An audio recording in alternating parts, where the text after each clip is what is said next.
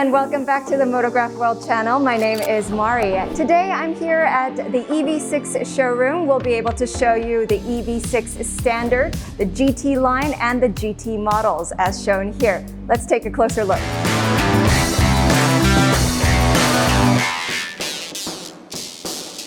So now let's take a first look at the front face of the GT version. I like how aggressive it is. The overall face as well as the tiger nose part all comes down to a very aggressive and powerful looking face. I like it much better than the Ionix face actually.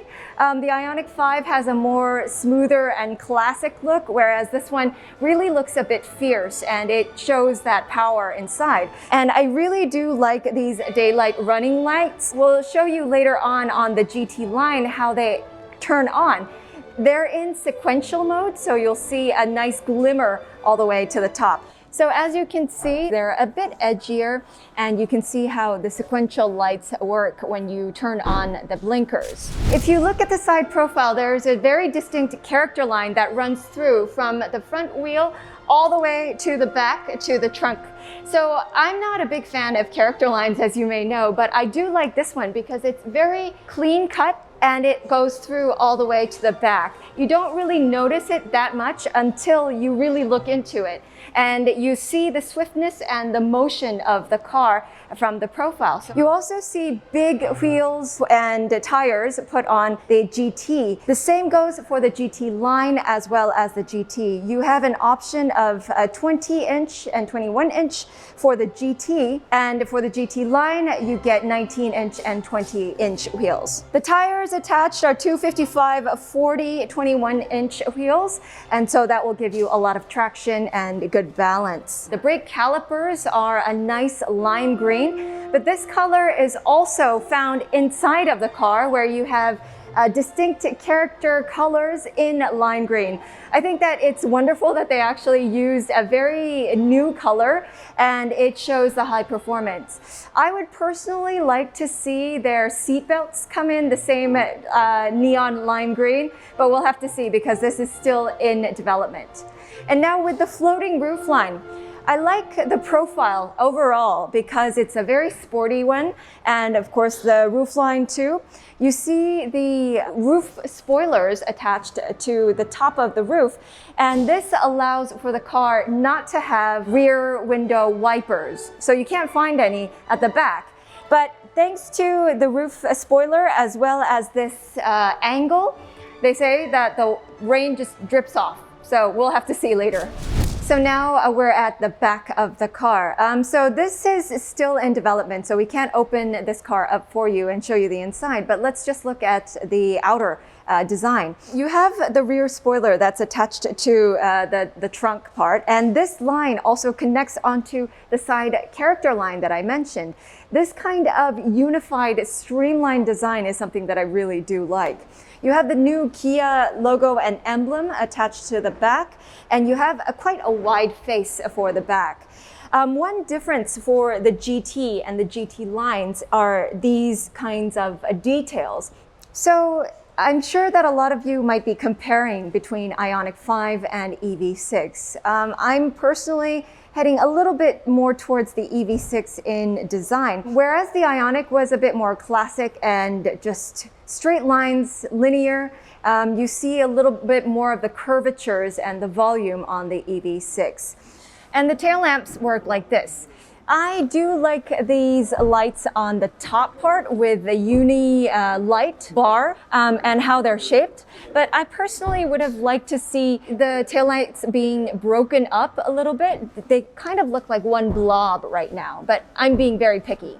So now I'm standing in front of the EV6 Standard model, but this is the long-range version. So the long-range version has 77.4 kilowatts.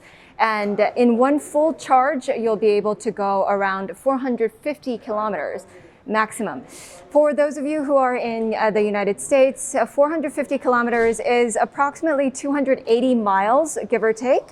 And now this one also, just like the Ioniq 5, has the vehicle to load system in which you can take the electricity of your car and use it for other household home appliances. You can see here that they've powered the small refrigerator, the TV, as well as the air purifier. And in fact, you can actually use quite a lot of the electricity. So let's open up the trunk. If we do the Mari trunk test, it's enough to fit maybe 2 of me inside as well. One drawback of that though, you do have a lot of space at the bottom, but because of the fastback sloping design, you might not be able to stack up a lot of things on top of each other. I really do like this design inside as well. You have, first of all, this grabs your attention, this panoramic curved display that connects these two together, the digital dashboard as well as the digital display. When I first heard about it and they said that it was curved, I thought it was just one full display, but it is 2 different ones connected together. But still, it's very nice to see. You also have the head-up display and the same panels, just like the K8 that we saw. You have the HVAC as well as the navigation. They're all in touch right now. As for the center tunnel, this is slightly like the Ioniq 5, but the Ioniq 5 moved back and forth, whereas this one doesn't seem to move, it's just stationary. The overall design is slightly different. You have a lot of room down here to place your things, and of course up here in the center. You also have the cup holders in the middle. I think that it's a very driver oriented because it's slightly geared towards the driver. The materials used inside the EV6 are also using a lot of recycled materials as well as eco-friendly processing that they use. They say that 100 used PET bottles were recycled and upcycled to be used inside the car. So you have different choices of ambient lighting. First, the blue, you also have green, purple. But if you don't like the default settings, you have the whole spectrum and you can choose whichever one you like. So I personally liked the lime green that we saw on the GT. So I'm going to select the lime green. And as for the seats, they've completely redone the seats for the EV6. They said that while designing completely new seats, it was made for more comfort throughout your long journey. But I personally think that it's a bit harder compared to other seats that they have. But one thing that you do notice is that the thickness of the seats are very thin. So it's very difficult to have seats that are so slim. That actually gives you more room for the backside as well as inside. However, it doesn't mean that they're uncomfortable because you have a lot of support on the side bolsters. And on the backside, for people who are sitting in the second row seats, you're able to hang up your jacket or your clothes, or even a hanger on the back of the seats because it has a part where you can hang them. So the wheelbase is 2,900 millimeters. It's quite long, and as you can see, you have a lot of room for leg space in the passenger seats. It's quite comfortable, and you can adjust your seats as well. This one folds in and it goes all the way back, so you have more than enough room to lie down and take a rest. It doesn't support slide from back and forth, so that's a little bit of the difference between the Ioniq 5. The seats are quite comfortable. I mean, it's the same as the front row seats. They're not uncomfortable, but I did mention that they are a little bit on the more rigid side. You have the armrest with 2 cup holders, which are foldable. And because of the interior design on the door trim as well as the body part, and so the windows are a bit more narrower compared to the Ioniq 5. If you are someone who likes large windows, then the Ioniq 5 will be a better choice.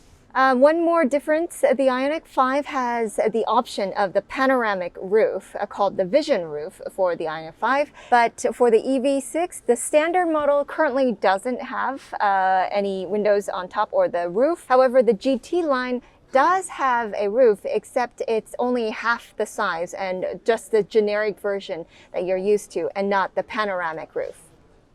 Inside, you also have these USB charging ports on each side of front two seats, and you also have the HVAC on B pillars.